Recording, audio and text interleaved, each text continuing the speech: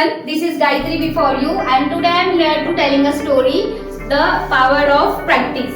So once upon a time there was a boy there who named Tilly, and who liked to more painting, and he all the days spend time to the painting to people and animal and many things. So one day their a talent noticed his teacher, and he was told them to participate to the art competition, and he encouraged for the participate to art competition, and he was very excited for the participate in this competition, and he was keep doing practice, and the day was coming to announcing the winning name, and the Tilly was very disappointed because Tilly was not a win. So his teacher told them, it doesn't mean you are not win, so you are not a good art.